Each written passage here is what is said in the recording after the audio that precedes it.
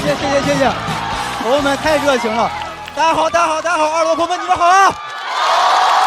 哎呀，谢谢，哇，好帅是吧？谢谢，每年来参加就图你们这个了，知道吧？哇，今年人来的真的是不少啊，这该来的还有那不该来的都来了。既然这样，咱们就热闹起来啊！又开始比赛了嘛，每年比赛都很兴奋啊，但今年说实话，多少有点比不动了。我快30了，你知道，就造不起来了。就刚刚王冕那个表演，我只觉得吵。那是造吗？聒噪。那是脱口秀吗？咱们来点正经脱口秀啊！你看有朋友知道啊，我去年左脚这里打了1个月的石膏。解释一下啊，脚崴了，不是说脱口秀让人打的。踢球被对方铲了一脚，不要误会啊，不是什么足球男孩呀，纯新手局，甚至都不是你们理解的滑铲，是他滑倒了把我铲了。巨匪前韧带断了，别看踢的业余，伤的很专业。这个伤我都不太好意思往外提，医生说这是顶级运动员才会受的伤。别人受这个伤都是欧冠 NBA 防梅西跟詹姆斯，我是小区门口防贾浩跟放放。没有防住，放放那天踢的确实也挺好的，3个进球，2个助攻，1根韧带。可以了。巨匪前韧带，当时看到报告单上好多生僻字，吓得我赶紧问医生，我说医生，我这个巨排前韧带怎么了？朋友们，如果报告单上出现了生僻字，先不要着急读，不然万一读错了，会让医生产生一种这个人就算救好了，对社会也没什么帮助。他应该不只是脚上缺1根筋吧？这种韧带确实你好的时候注意不到它，断了之后才发现生活离不开它，才会知道它的好，才后悔当初没有好好的珍惜它。所以我觉得这根韧带就应该叫前任。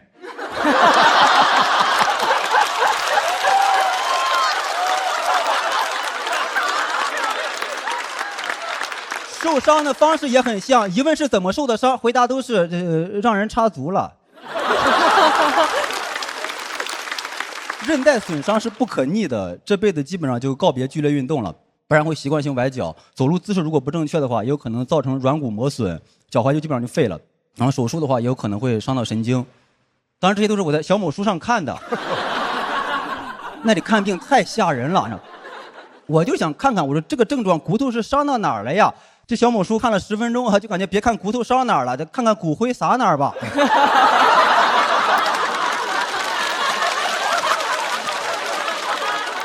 我搜崴脚出来的图片全是那种脚肿的跟猪蹄儿似的，很惨，但是很好笑。当时也没有心情笑，直到我刷到了一个跟我伤的同一个位置，但是肿的比我厉害的，笑死我了。笑着笑着就笑不出来了，因为他说一开始的时候也不肿，第2天肿起来了，打算明天去手术了。所以那段时间我每天都去那哥们儿的主页看一眼。我说哥们儿怎么还不更新呀？哥们儿你手术完之后怎么回事？你倒是说一声呀。你手术完之后你是能走了呀还是走了呀？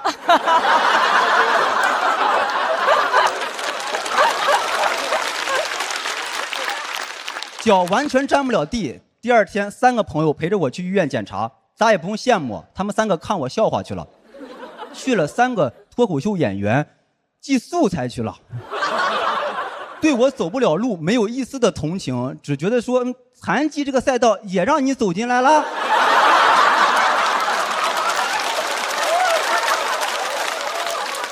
他们的冷漠让我想到了余华带着史铁生踢球的故事。我发现网上好多人都特别喜欢这个故事，觉得这么开玩笑太酷了。为什么？因为你们带入的是余华。我铁生说一句，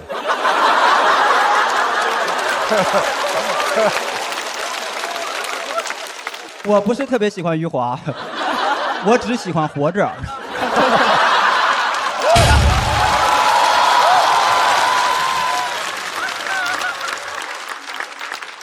怎么说？出完这个文化梗，觉得自己更像史铁生了。他们说别装了，你就是个大专生。医生看完就说没有好办法，只能是打石膏，或者是买充气靴。充气靴呢会美观一些，你选哪一个？这时我朋友突然站起来说：“哥，我建议还是打石膏。”我说为啥？他说：“哥，因为我没见过打石膏。”我说不应该呀，你嘴这么欠，应该没少打石膏呀。买了一副新拐，还有人劝我说可以去二手平台看一看，因为理论上来讲应该有很多闲置拐杖。后来我去看了一眼，庆幸买的是新拐。因为我发现很多二手平台卖拐的要求是同城自提，我怎么自提？就我要想买那个拐，我得先买个拐。我的个乖乖！这个简单粗暴。买拐悖论哈，好在有美团闪购哈，30分30分钟就给我送到了。先生，您的拐啊，我的拐。拄着拐打着石膏，持续了1个多月，耽误了很多工作嘛。当时最直接影响就是耽误了一个走红毯的工作，那个星光大赏去不了。有人给我出主意说可以坐轮椅去，就很尴尬呢。因为就我这个咖位，坐轮椅去的话，人家看见之后得说他也不是必须得来。如果我真的坐轮椅去了，谁会想推我呢？他们说你不用想这么多，你要这样还能去的话，那就是资本想推你。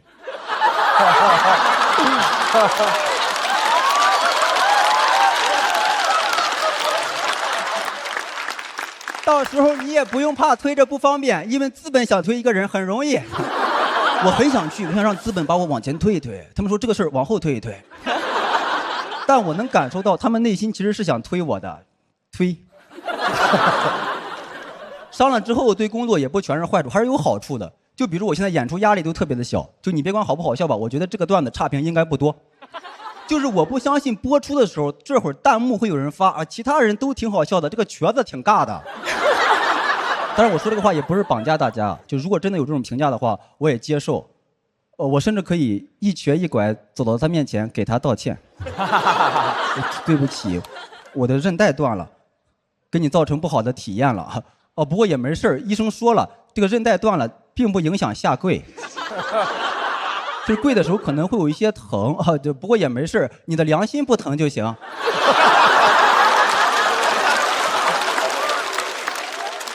看得出来，这只脚韧带虽然断了，攀爬能力反而提升了，很轻松就登上了这个道德高地。脱口秀的道德高地，我帮大家看过了啊，就是黑灯跟小佳都在。我真的觉得这个行业太残酷了。你像黑灯跟小佳，他们会把所有的伤痛给当成素材，就导致我现在一有伤痛，心情就特别的复杂。就比如当时崴脚的时候，现场其实是非常惨烈的，因为韧带断裂它是有响声的。当时现场是嘣儿的一声啊，这所有人都问什么声音，我说应该是段子炸裂的声音。感谢谢谢你们。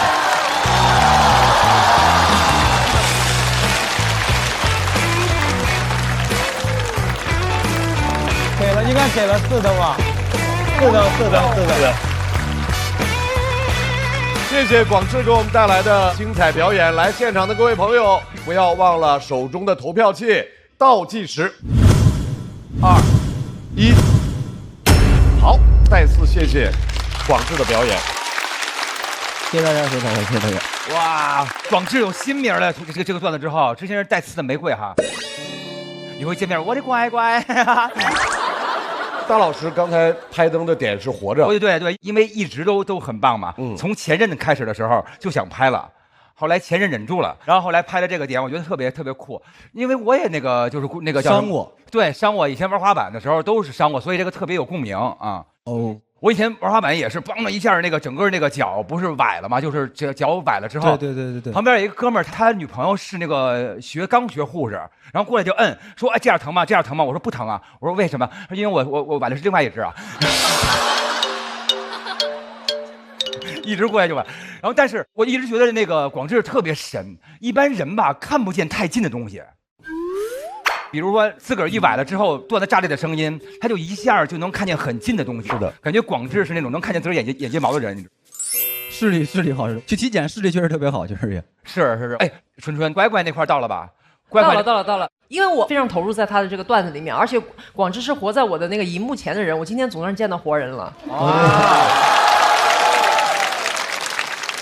我之前是在屏幕上看嘛，然后我今天现场感受，我觉得确实非常非常有魅力，而且我觉得广志是越来越成熟，然后越来越怎么说，就是从容自如是吧？就是那种出梗的那感觉特别的从容顺啊。最后那个炸响，就是梗响的那一刻我拍的，我是特别高兴，因为我觉得广志回来了，而且更厉害了。谢谢老师。因为开场的选手是最难的嘛，非常难。所以从这个角度，就是说他顶了这么大的压力出来做一个开场秀，然后能有这样的表现，还是非常了不起的。然后我觉得表演上还不是你最好的状态，我感觉还可以更好，还能更好。对，然后脚本是无敌的，跟鲁豫老师感受一样，就是他创作上回归了。因为我只是有一些顾虑啊，一直中国有很多人认为广志脱离生活就演不了。